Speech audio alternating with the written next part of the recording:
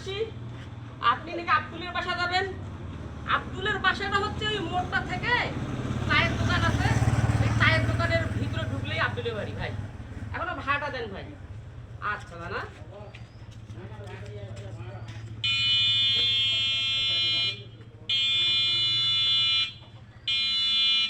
দেখবেন এই শালি বেটি শালি টিকটকার বউ ঘামি ঘুমিয়ে বারবার এত রোদ সারাদিন কষ্ট করে টাকা ইনকাম করো, বেল দেখো তাও বাড়ি থেকে না বেড়ায়। কি কব, টিকটকার বউকে বিয়ে করলে সংসার থাকে না, কি আর কব, জ্বালা এক জ্বালা।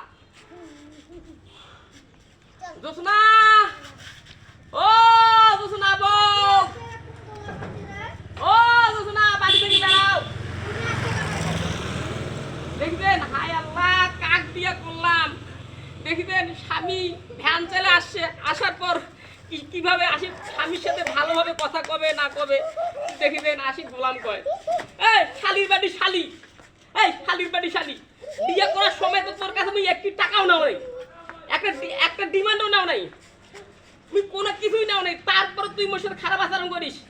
আর তুই যে সোনা গহনা দিয়ে পরি বেড়াইস, ওইলে কি আমি সামান্য ভ্যান চালক হয়ে মুই এলে কি তোর ইয়া করি পারো? হ্যাঁ তোর কি কোনো কিছু মানে তুই বুঝিস না, আর সারাদিন খালি হামলে টিকটক করে থাকিস।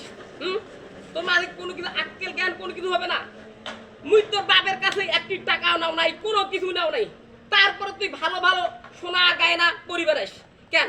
মুই টিকটক করি নাই, মুই টিকটক করে ভালো কথা, কিন্তু তোকে আমি এই একটা স্বামী আসলো, তোর ভাতার আসলো ভ্যান চলে, তোর ভাতার আসলো ভ্যান চলে, তুই তো আসিয়া মাথায় হাত দিব ইয়া করবো, তা না করে তুই বেশি করে কামাই করিস, মোর সুখ খা ইয়া করিস, তুই বেশি করে কামাই করলে না তোর ইয়া করিস।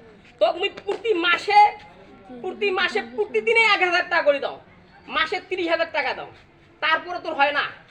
আরো লাগবে, মোক গয়না কিনে দিবা। আচ্ছা ঠিক আছে, ভাত দে, ভাত খাই। না বউ ভাত দে, মন খারাপ করিস না, মেলা গালি টালি দিস।